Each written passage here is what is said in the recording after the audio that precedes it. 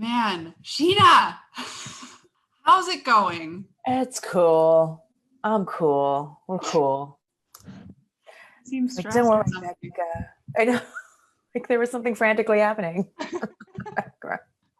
Well, I mean, don't be stressed. There's no, I mean, there's no pressure, but there's like you're the first guest on this Ask Me Anything, so Oh, maybe like there is pressure. There's pressure to perform because if this doesn't go well, then people won't tune into any of the future ones. So you better you you know better what? be you better be exciting.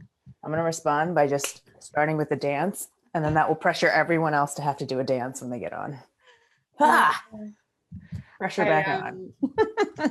So we got lots of good questions submitted ahead of time, but if anybody's watching and wants to submit one live, we're watching the chat as best we can on like a separate computer. It's such a stupid system, but we'll try and see questions that come in. But we got a lot of questions, so I think that we're gonna just like I'm just gonna like pepper you with questions and get your answers. All right. And people submitted questions, but I also have questions because I don't like people submitted a lot of serious like calligraphy and business and whatever questions, which is great. But I want to talk about stuff that's not calligraphy and business too. So we're gonna do like a community question and then a Becca question and then a community question and then a Becca question. All right. Cool. Okay, first question. We're gonna start off easy. I already know the answer to this one. How Pavlina asked, how did the name of your business, Crooked Calligraphy, come about? What's the inspiration behind that? Oh, yes, my business. Uh, it was intentional for sure. I knew I wanted to create a calligraphy business, but I knew I wanted to do it a little bit differently. So I knew I wanted to take a unique approach and do swear words and have it be just kind of different. Because what I was seeing at the time, and mind you, this was 2016 when I started, January 2016, when I started my calligraphy business. So it was all very like beautiful, soft, feminine, elegant, Yeah. wedding invitation stuff. So I'm like, yeah, screw that. We're going to do something different.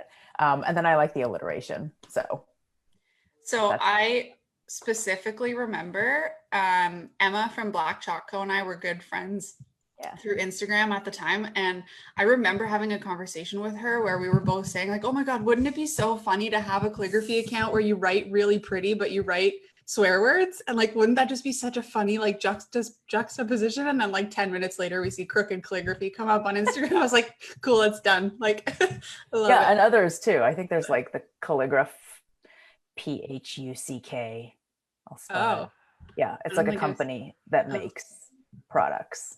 I mean, every time I go into a like greeting card store and they have super cute sayings on cards, but like, or super rude sayings on cards, but in pretty writing, it just Yeah. kills me every time. I love that.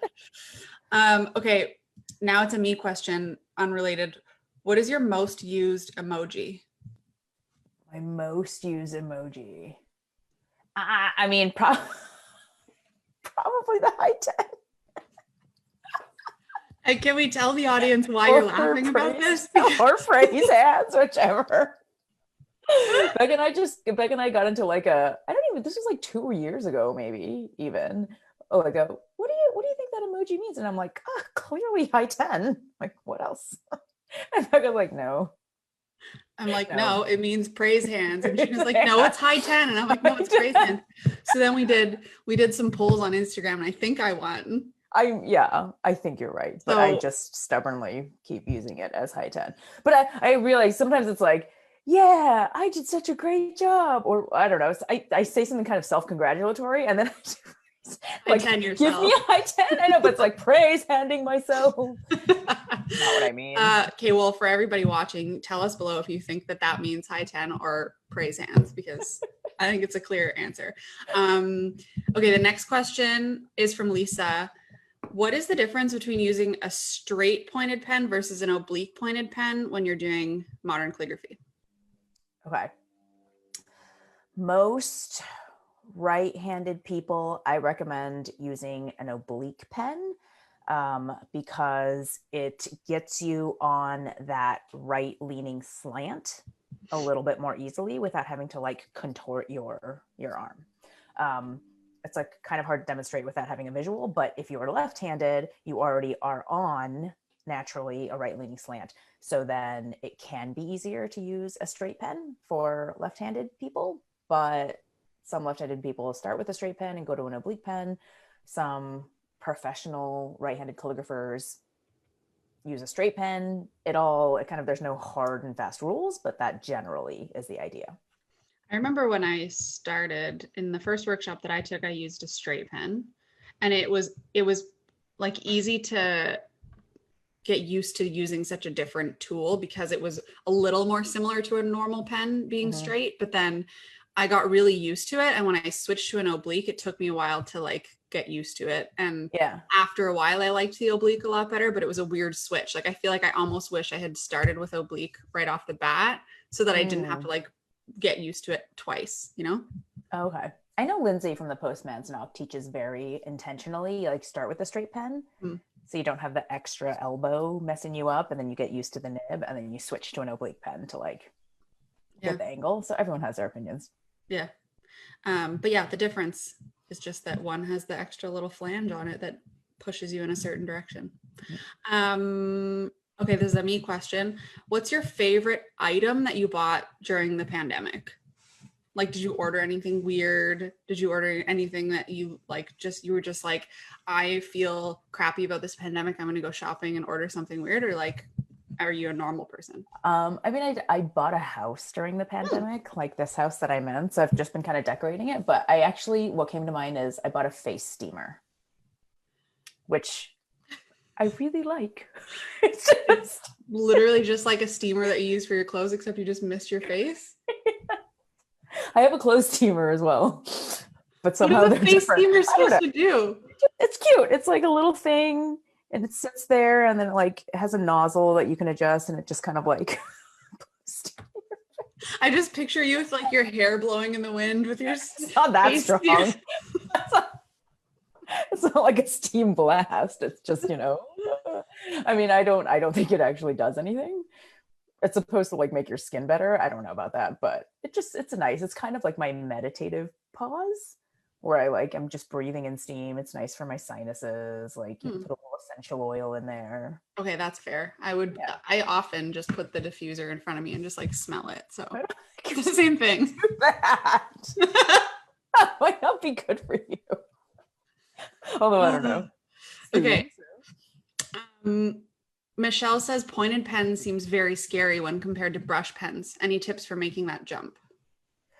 Yeah, I know. It does seem really intimidating. And there's definitely a lot more pieces, which is why I saw this question in the comments earlier. I do focus on pointed pen in my courses that I teach because there is a very specific technique, although the letter formation and the basic strokes, all that stuff is the same, when you're actually getting into the letters themselves. Tips. Go to startmoderncalligraphy.com. That's my own free guide, which you can totally look at, but it's just kind of look up some guidance. Like, don't go into it blindly because you'll just get frustrated. There's some things that that don't seem intuitive that you have to do, like clean off the nib so that it actually sticks to it, and you have to use the right ink. You can't just use like fountain pen ink or drawing ink or whatever you have lying around, and you have to use a specific kind of paper that will take that ink. So I would say get some guidance to kind of walk you through those first steps. Like Becca teaches it in her Show Me Your Drills. I have a free guide. There's lots of free guides and YouTube videos out there, but expect it to be like, it's not going to come naturally. That's okay. It's going to take a little, getting used to. I like that tip because I feel like you probably have the same experience as I do, where every time I have a new student who comes to learn pointed pen, like I used to have in-person pointed pen workshops.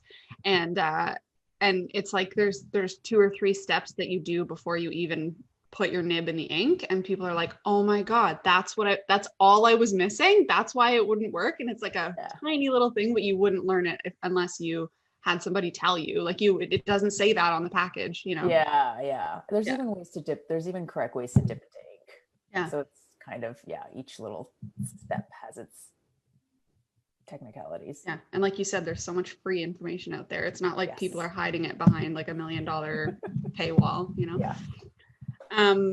Okay. Do you own a collection of anything other than art supplies? Are you a collector? Other than art supplies, no. I have a little hoard of yarn because I used to knit a lot more and I just like I've purged, but I can't. There's like a batch that I can't quite let go of that's been sitting under my bed for like 4 years. So it's living its best life.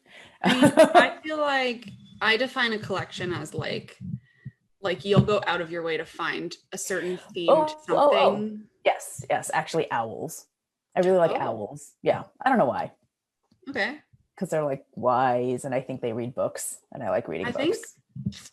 owl, like, okay, so if someone had you for Secret Santa, Uh-huh. would they probably like see something owl related and be like, oh, that's what I'm gonna I, get Gina? I'm Because I I'm feel like not like I'm not I, that into it.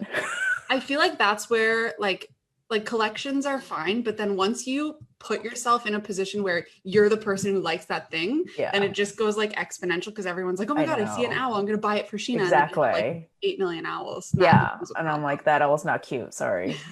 Doesn't make the cut. Like, so I'm like, I'm picky about my owls, but that's the only thing I would say there is a theme. I actually kind of like, I've moved around so much in life that I kind of like to purge and not hold on to like too much stuff. I'm not minimalist, but like, Yeah. obviously. But, yeah. All right, what was the most intimidating calligraphy project you've ever worked on? Oh, $500 candle, engraving a $500 candle. I know. Yeah, it was. I'm just, I like candles, I know. but Well, that's yeah, I was at like a Nordstrom, and I was at Joe Malone. I don't know if I think you have that in Canada. Like you're not in the middle of nowhere. But it was like a this big candle, mm, like this big and fat, and like 3 wicks. And for some reason, people like to buy $500 and it costs $500. And I was doing calligraphy engraving as a free, purchase and get a yeah. personalization. And it was so it's like if you mess it up, they've just got to damage out a $500 so, and I almost messed it up. I almost got the centering wrong. And the customer actually came back and was like, this isn't quite centered. And they're like, so I ended up going like, wait, no, what if I'll just like slap a heart on the end of there. How about that? And like heart on the end. And they were like, okay, cool. That looks good. So I saved it. I mean, I think, yeah, that's what you have to do. Yeah, in those instances, I've actually had this conversation with a few different artists where they're like, what if I've done this whole piece and then it's not perfectly centered, or like I didn't spend enough time perfecting the layout or whatever. And I'm just like, that's where you become an artist and you add flourishes on the ends and you like Yes. fill in the spaces and whatever. Like that's such an important skill. Yeah. Man. I just am curious, like I want people in the comments to tell us what is the most you would spend on a candle? Because I think for me, it's probably like if it was the most magical candle in the world and it was the exact smell I wanted and it was going to last me a really long time, maybe $50. Maybe. Yeah. I'm with you. 500 is just. I agree. Because I guess it fills a lot of space. I mean, it's like 3 candles in one, but you can only put it in one space, and then it's just kind of like, I don't know. Yeah. Oh my God, it's crazy. That just goes to show you guys that there's a price for everything, or there's a customer for every price. Yes, true. Business lesson. All right, here's the next Becca question. Do you think double dipping is okay? I'm like, with ink? That's where I immediately went. I'm like, you clean your nib off every single time. Yeah, I'm not like a super germaphobe. I've been known to eat things that fall on the floor. Yeah. And like, I mean, as long as if it's like a ton of strangers, double dipping, like. But like, let's say you're at a close party. Friends. Yeah. Let's say you're at a party and you're the one who's about to do it. Do you second guess yourself or do you just go right in? I try not to. If I'm at a party, like I'll try to turn the chip around, and like dip with the knot in bitten end. Wait, how about you? I think I'm on the same level as you. Like I wouldn't, if someone else did it, I wouldn't be like, ew, that's disgusting. I'm not going to eat that. But if I knew somebody was watching me, I probably wouldn't double dip. Although these are things that we might not have to worry about for a while with COVID. Like, I don't think people are going to be sharing dips very often. I don't know, man. Like things are opening up here again, and I feel like people are just so ready to go back to normal that Maybe it'll go they're just swing far in the racing other back direction. yeah, I mean, I went to go watch a cover band in a bar, and there was a drunk guy just kind of like, "Hey, I'm so happy to meet you." Just like, right? No masks, you know. I'm like, all right, people are Oh my comfortable. God, that Like, sounds like a different world than I'm in right now. We're still like, oh, we're in a lockdown right now in are Ontario. you seriously? Dang. Like Yeah. here, I'm in LA, and like people are getting vaccinated and stuff's opening up. Yeah, And I think right now most people in Ottawa have their first dose. okay. But like to hear you say you were at a bar watching a band is like, oh, I want to do Yes. that. Yeah. Like a full on, everyone's inside dancing very close Oh, to each other. sounds like the dream. Yes. Kelly says dip and flip is the way to go. There's a term for it. And I saw a bunch of like $20-$30 for the candle. So that's cleared up. Okay, what is something art-wise that you're comfortable with now, but you weren't back in the day when you started? Art-wise or Yeah. Like a type of I mean, I guess the answer could just be pointed pen. At one point you weren't comfortable with pointed pen. Yeah, I guess so. But I mean, I was gonna say more like just showing my face on Instagram, just like showing and talking to the camera. I was not always comfortable with that. It seems very natural now, but I mean, been doing this for 6 years, so if you practice that almost every day, like it gets more comfortable. When I first started my Instagram, I didn't even have my face as the profile photo, although I think it was kind of different back then. Like Yeah. more people had just logos, but I was like, I'm a logo, I'm a company. And then there wasn't Instagram stories, and I never really posted photos of myself. Do you remember when there weren't Instagram stories? Like, how did we live? More How did simply, we I don't know. how did we like let people know who we were as people? I think there was just a lot more posting on the feed. Like people used to post like 3 to 5 times a day on the feed. Oh my God, And it what a was, nightmare and that would be. it was like sequential, so you just kind of had to like keep putting your stuff there. It wasn't better. I don't know. People complain about it all the time, and I'm like, the algorithm works for you. Yeah. Well, yeah. I do remember that. I remember having a full-time job, and you probably have the same experience. I remember thinking like, okay, I got to do one in the morning while people are probably having their first coffee break, and then I got to do one at lunch when people are scrolling, and then I got to do one at like 4 when people are like just getting ready to leave the office, but they're like wasting the last 15 minutes at their desk, and then I got to do one like before bed while people are lying in bed scrolling. Like, that is crazy.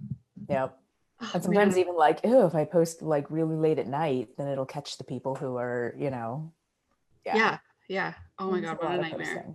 So glad there's stories now. I know. God. Although that's its own thing where I'm like, I gotta show up on stories every day. I do remember when stories came out being like, oh my God, it's another I know. Yeah, I know. Like, what do we do here? It's like reels now. It's the way it's always going to be. It's like constant adjustment. I know. I was really good. I got really good at filming hyperlapse videos. Nobody wants that anymore. Okay. This one so I have like a bank of questions. I actually do this at parties. Like if we're just standing around an island, like sharing a dip, for example, I'll just like pepper people with random questions and just like I've been at a party where I just play this game where I just ask people questions, and it's always fun. So I have this list of questions in my phone, and when I saw this one, I was like, I want to ask this one to Shinah. What's your nickname? It's very hard to nicknameify my name. Yeah. Like she dog. There's nothing there's nothing that people call you that's completely unrelated to your name. I know. Like I've never had a nickname. I don't know if I'm a nickname person. I don't know. My stepdaughter, who's 12, started calling me Shinaski, which is like not shorter, but it's nicknames don't have to be shorter necessarily. Yeah. I've heard like exceptionally long nicknames before, and they're always really funny. That's funny. If anybody in the chat wants to give Shinah a new nickname, I challenge you. Yeah, we'll challenge you. It's hard. Like people have tried. I think She Dog was the closest. And I was like, don't do that. No. We're not gonna have that catch on. Okay. Well, that's easy then. We can just move right on. Barbara wants to know, how important is it to master copperplate or Spencerian? I enjoy creating my own style, but wonder if the classic styles, sort of like scales and music, must be acquired first. Not important at all. It's my opinion. I've tried copperplate. I don't have the patience for it. Like I admire it greatly. Suzanne Cunningham, holy crap. Like the flourishes, amazing. You know, Young Hae from Logos, amazing. I just don't think it's necessary to do like really awesome modern script. Basics for sure. Like get some consistency, do basic strokes the way Becca teaches them, the way I teach them. But if it doesn't call to you and it's just going to make you not like calligraphy as much and it's going to feel like a chore, don't. Like it should be fun. Yeah, I agree. I'm on board with all of that too.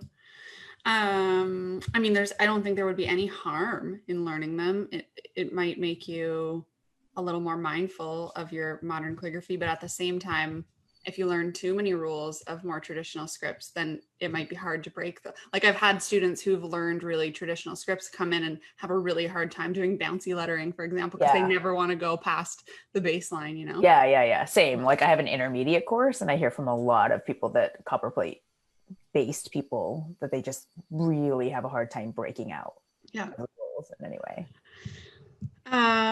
What's worse, laundry or dishes? Is there a dishwasher involved? Because then I actually don't mind either.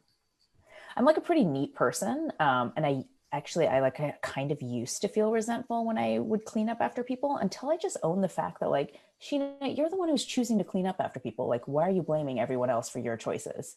She's like, you like things neat. It's fine, you know? So you are Ryan. Ryan is a neat freak. And I'm not a messy person, but I'm not like I'll leave dishes for a little bit and then get to them at the end of the day. Whereas he's like, every dish must be cleaned right away. I also just like, I'm Korean American and didn't start using a dishwasher until like 3 years ago. I know. We had one. Do you know this like stereotype? It's based in truth, that a lot of Asian immigrant families in the US, like they're just resistant to using the dishwasher. I don't know why. Like we had one growing up and we just used it as a dish rack. Like my mom would wash the dishes in the sink and then put them in the dishwasher to dry. I don't know what the resistance is because like she didn't feel like the dishwasher cleaned them well enough, or like this is a lazy person's tool, or like, so I just grew up not ever actually using a dishwasher. My parents didn't run it nearly as much as we do now. Like they were much more conservative about their water use, which should have been back. Like we should be better at it now than we were then. But I think dishwashers are more efficient. Yeah, so probably. Haven't you heard that like it's actually more efficient to use the dishwasher than to like run each dish under like running water? Yeah, it makes a lot of sense. Or even if you're a person who fills up the whole sink and then washes, A, that doesn't get them very clean because the water gets dirty real fast. But B, I have a massive sink. Like it would take a lot of water to fill that thing up. I don't know. It's stupid. But that's really funny that it's literally like, but now I can't go back. I'm like, why didn't we use this sooner? No kidding. Yeah. I know. This is why my parents came to the US. So their daughter would use a dishwasher. Quality of life. Someone gave you the nickname Nacho? Which is funny because we just talked about like flipping chips and it's kind of a theme. Like Shinah, Nacho. Maybe like Nacho Bit. Okay, well that's what it is now.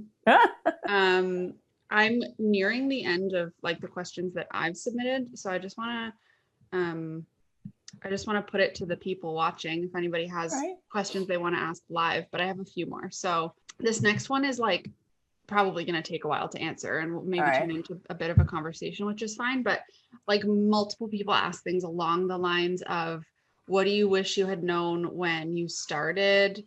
What advice do you have for being people who are scared to do this as a business? How do you know when you're good enough? How did you, and then this one, how did you overcome the fear in the difference of income when you changed careers. So I just thought, let's lump all those things together and just like have a general conversation about getting started and the fears Yeah. around that and stuff. Yeah. Okay. So the thing that I wish I had known is that it's all going to be okay. Like I know it, and it just kind of like ties into everything. Like I remember the feeling of having $100,000 in law school debt and quitting a job that was paying me $250,000 a year and not having no idea what was coming next. And the lie that like that was the only way to be secure and safe and okay was very alarming. But just the longer, as soon as you put yourself out there and the longer you are out there and the more you see people doing this, the more you realize like, oh, there's like so many ways to be okay, and not just okay, but thriving. So it's just kind of recognizing that your brain like will catastrophize, especially if you are prone to that, which I was. Being trained as a lawyer, we were trained to look for the things that could go wrong so we could guard against them in the future. But you know, it was definitely, if I quit and start calligraphy, I will end up dead in a ditch, is where my brain always went. It's just what your brain does, like trying to protect you and keep you alive. And it's just really, really afraid. So it's just knowing that that's actually not true. Like just because you think it, it's not true. Mm-hmm. So that's what I wish I would know. Was your family supportive of you leaving a crazy awesome law career? Awesome meaning like how much money you were making, Yeah. not necessarily the lifestyle, but were they like, Shinah, don't do that? Because I experienced that and I didn't even have a job that was paying me nearly as much as that. Yeah. They were worried. Yeah. I think my dad was more like, be happy. And my mom was worried. I had the opposite. Tends to catastrophize like I do. Yeah. You know, and it was like, I'm sure she'll go back eventually. And I thought I was going to go back, you know, for a while. I was in denial. Same. I remember specifically, like when I was leaving, the thoughts in my head were like, okay, I'll quit and I won't burn any bridges on my way out. Like I'll let them know that potentially I'll come back. Like I remember having that discussion with my boss and he was like, we'll always want you back. Like, you know, blah, blah, blah. This is great. But at the same time, it was like, deep down, I was like, I can't leave thinking that, like, or else I won't put my full ass into this, you know? Yeah, it's like burning the boats. So burning the boats. Yeah, but the thought of like the whole time, the constant thought was like, what if I quit and then I miss out on like the 3 or 4 years that I could have been climbing the corporate ladder, and then I have to start back down where I was when I was 22 or whatever. Yep. And like, okay, but now out of it, I'm like, why would I have ever wanted to climb that corporate ladder? Like, yeah. Oh, no. Yeah. I mean, it's just kind of understanding that like building a business is not, it's not like a magic thing that me or Becca was born with that we just were like made to do. And so we magically knew how to do it. It's something you figure out, just like everything else you figured out in life. So if you figured out how to, I don't know, get a job in high school and work your way through that, or get into a college, or, you know, figure out this or that, like how to get an apartment for yourself, anything else, anything you figured out in life, you can transfer those skills to figuring out business. And that kind of goes for everything else too. Like you hear the horror stories of businesses have this much of a failure rate and like only so many survive, and, you know, going into debt and bankruptcy, blah, blah, blah. That doesn't mean that has to be you. Like if you can figure it out, and that doesn't, you know. I think, have you heard Marie Forleo before? She always says everything is figureoutable. That's the name of her book too. I just love that slogan because it's true. And that's one of the things that I always tell people, either when they're asking for my advice when they're first starting, or when people are asking me like, how did you do this? And it's just like, literally, I was just scrappy. Like I didn't know any more than you know. And like you just said, like you didn't know, I didn't know, neither of us just had training in how to start a business. It's just like one foot in front of the other, pick the next best thing you have to do and figure out how to do it, you know, ask people who know better than you and like add one thing at a time. Yeah. I do think I had some role models in my life to look up to. I did not consider myself entrepreneurial at all. I was actually like the opposite of a business person because I was so risk averse and so in the traditional corporate world. But my parents owned a business and they did that successfully. They didn't teach me anything about it, but I saw it. I had a friend who was working in the law firm with me who quit and started a cookie, like a gourmet cookie business. And she did that for a year. And then she ended up sort of not doing it anymore, but she did it. Like, so as long as you can put people in your worldview that are doing it, it just kind of tells your brain that it's possible. And I think that has to be the first step. You have to believe to some small extent that it's possible, or you will never go for it. Why would you step forward towards something that you believe firmly is impossible? You won't. But if you believe there's like a little bit of like, okay, Becca did it, Shinah did it, like I see other people doing it, then you can just kind of start taking the steps. That's a good point. Yeah. I was trying to think of like who I looked up to when I first started. And I think I had really early on somehow learned about the Rising Tide Society. Do you have that in LA? Yeah. You must, right? Mm-hmm. Didn't it start in LA? Maybe? I want to say like that Honeybook headquarters are in LA, but maybe I'm wrong. Mm-hmm. Anyway, I think I somehow found that really early on and like joined the group, and I joined those like live meetings and met all these other people who were doing it before I ever quit my job. And I remember like every meeting there would always be like one or two new people who like their exciting news would be that they quit their job to go full time. And so I was like seeing this pattern of people doing it as a side hustle and then turning it into their full-time job. And I remember thinking the whole time, like, that's going to be me, that's going to be me. And then when I quit my job, I remember being like, I'm so excited for the next meeting because I get to be that person. So yeah, that's a really good point, surrounding yourself with people who are doing it. Mm-hmm. Yeah. Okay, well, let's stick with the one last question there about how did you overcome the fear in the difference of income when you change careers? Because whenever people ask me this question, I always kind of go to like, there's different types of people, risk averse people and people who are ready to just like jump. And I was sort of in the middle of that where like I felt confident enough that I could be scrappy enough to like make money in some sort of way eventually, even if it meant I had to go get a job at McDonald's to supplement my income or whatever.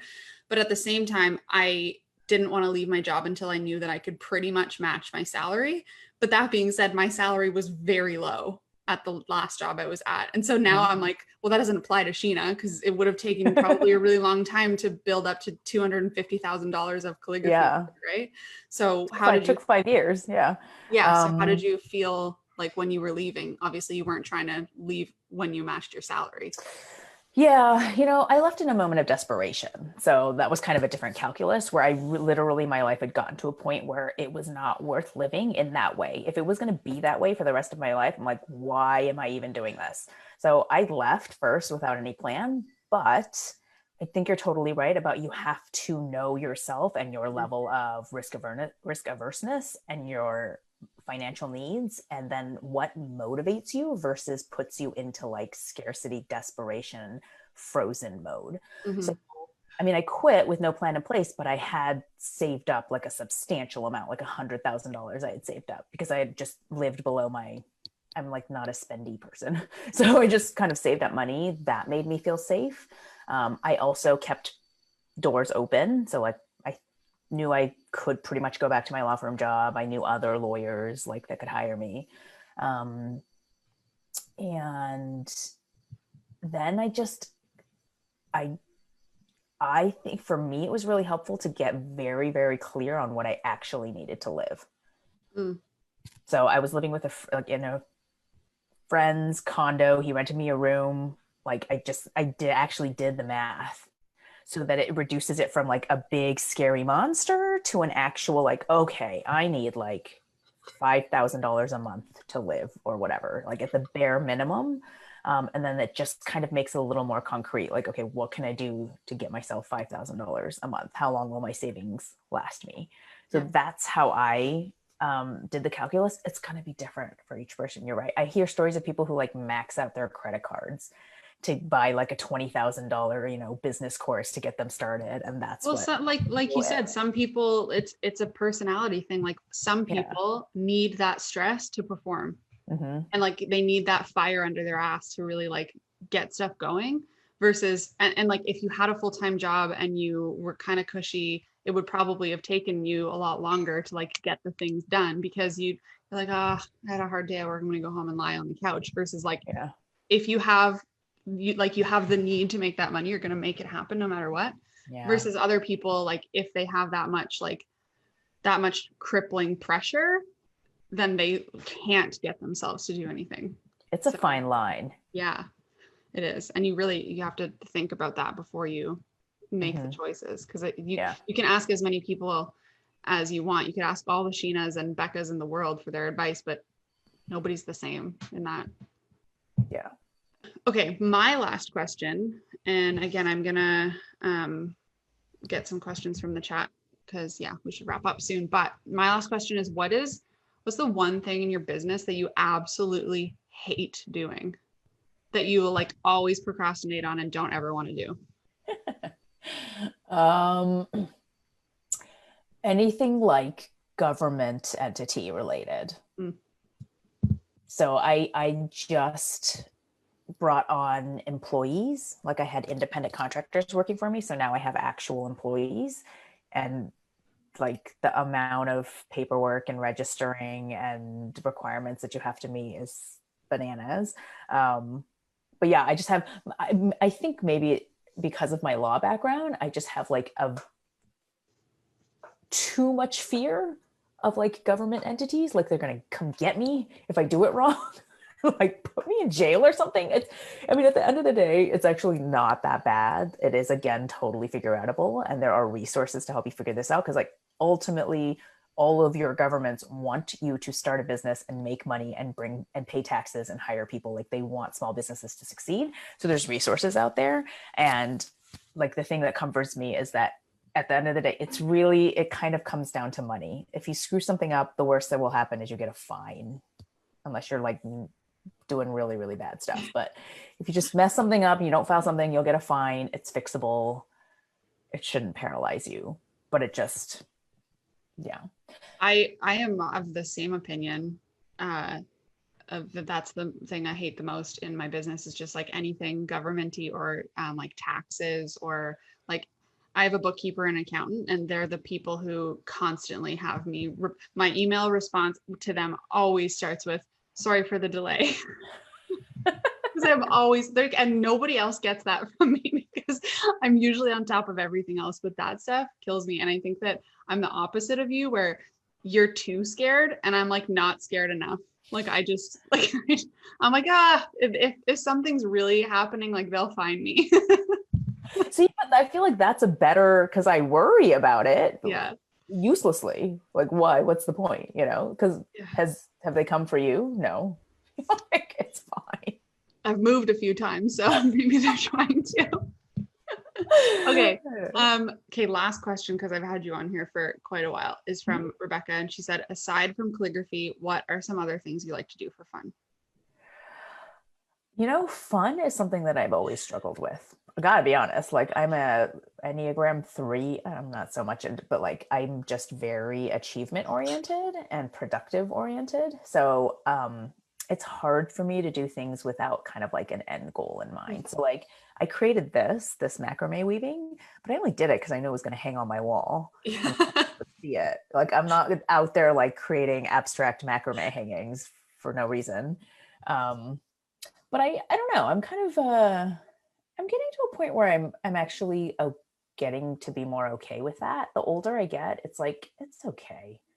Like you don't have to be, some abstract artist that just like needs to express themselves on whatever. Like it comes out in the ways that it comes out for me, and if it like brings me joy and happiness, and I like making things for other people or showing them off or whatever. Like let's just embrace that for a while and see what happens, instead of beating myself up about it. But I do a lot of like, this was fun. I'm doing some watercolor painting recently, but like more loose abstract stuff. I don't have the patience for like really realistic detailed. So I'm kind of, I think you and I are on the same wavelength, Becca, because I've seen your stuff that you play with too. I'm like, I'm nodding about all of this, like things that you do for fun, or like even, but I'm not at the same level of acceptance as you yet. I'm still trying to fight that about myself, where I'll pick up a hobby and be like, okay, I'm not gonna tell anyone about this. And then I always end up telling people about it. Or like, I started crocheting, and I wasn't just going to like crochet a straight line. I was like, I'm going to crochet headbands for all my friends. Yeah. And they're all going to have them. They're all going to know that I know how to crochet. Like, I know. Well, that's why my yarn has been sitting there under my bed, because I live in LA, and how many scarves do you need? All my friends have scarves. I refuse to knit anything else. I don't have the patience. The patience is kind of like a through line here. Like I don't like doing the same thing over and over again. yeah. But that's also something like once you accept that about yourself, like you can build your life that way, so that I'm not doing the same thing over and over in my business, and I'm not doing the same thing over and over for fun. And you can kind of, that's good wisdom that you've given me. Oh, mighty Nacho.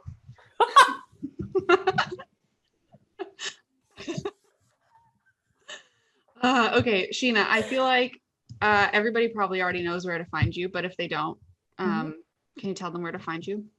Yes, I am Crooked Calligraphy. Crooked Calligraphy on Instagram probably is where I hang out the most. And if you are interested in pointed pen calligraphy, go to startmoderncalligraphy.com. It's like all one word, and it's just kind of a free guide to getting started with. What a great domain to have snagged. Good for you. Are you a domain hoarder? Oh, wait, I know about what pen is that. I have what pen is that? I think I have howtolearncalligraphy.com or something. I buy them all in like moments of like, I have an idea, and then I never use them. But I think I tried to get learncalligraphy.com, and Kestrel for Make Me This got it first. So. Yeah. Well, at least we all know each other, and we can. I know, right? If someone goes to it, at least it's going to one of our friends, I know. Okay. Well, thanks for coming on and being guest number 1 on this. I feel like you performed. I think people will probably come back for the next guest. Do an exit dance too. And who knows? Maybe if this series continues, we'll do a 2.0 sometime. But okay. For now. Cool. I'll let you go, and I'm sure we'll talk again soon. It was nice to connect and just like get some chat time during COVID.